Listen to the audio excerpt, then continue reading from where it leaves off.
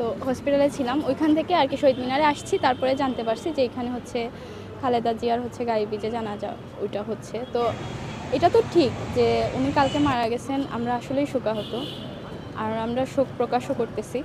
ধরেন আমি যদি দলের দিকে না তাকাই, মানে উনি কোন দল করতেছেন, কোন রাজনীতি করতেছেন ওইটার দিকে যদি না তাকাই, তার ব্যক্তিগত জীবনের দিকে তাকাই, তাহলে ওনার ব্যক্তিগত জীবনকে আমি রেসপেক্ট করি। কারণ এই যে বুর্জোয়া রাজনীতি বা এই যে বুর্জোয়া যে কালচার চলতেছে, এখানে আসলে রাষ্ট্র ক্ষমতায় যেই যাবে সে আসলে যে খুব আহামরি গণতন্ত্র বলেন আর দেশের কথা বলেন বা জনগণের কথা ভাববে, ব্যাপারটা এমন না। কারণ হচ্ছে আমরা জানি যে বুর্জোয়া রাজনীতির কালচারটা কী।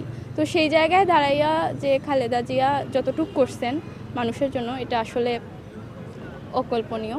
তো আমি আসলে কি বলবো, এখানে হচ্ছে উনি ব্যক্তিগতভাবে আমি ওনাকে রেসপেক্ট করি এই জন্য যে তখনকার দিনে একজন মেয়ে, উনি হচ্ছেন গৃহবধূ ছিলেন, সেই গৃহবধূ বিধবা একজন মানুষ হয়ে উনি যে রাজনীতির মাঠে আসছেন, সেখানে দাঁড়িয়ে ধরেন এটা হচ্ছে আমাদের বাংলাদেশের মেয়েদের জন্য খুব বড় একটা চ্যালেঞ্জ ছিল, পুরো বাংলাদেশের জন্য।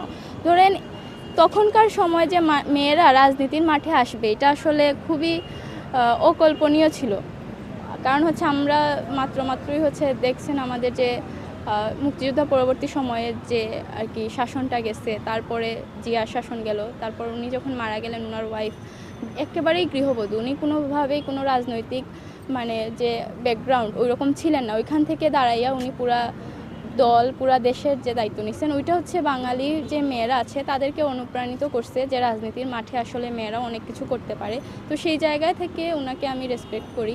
তারপরে হচ্ছে তখনকার সময় তো তখন থেকে এখন অবধি মেয়েদের নিয়ে তো অনেক ধরনের কুরুচিপূর্ণ কথাবার্তা চলেই, আর সে যদি রাজনীতি করে তাইলে তো আরও বেশি। আপনারা দেখবেন যে ওনার স্টাইল, ওনার ব্যক্তিত্ব, ওনার কথাবার্তা সব কিছু নিয়ে যেই পরিমাণ ট্রল, যেই পরিমাণ কথাবার্তা, যেই পরিমাণ কুরুচিপূর্ণ যে ইঙ্গিত, এই সব কিছু সহ্য করে উনি স্টিল দাঁড়ায়াছিলেন বা উনি ওনার মতবাদের উপরে দাঁড়ায়াছিলেন, ব্যক্তিত্ব নিয়ে দাঁড়ায়াছিলেন। এটা আসলেই প্রশংসনীয়। আমরা এখন রাজনীতি করতেছি, আমরা তো জানি আমাদের নিয়ে যে মানুষ কী পরিমাণ বাজে কথা বলে।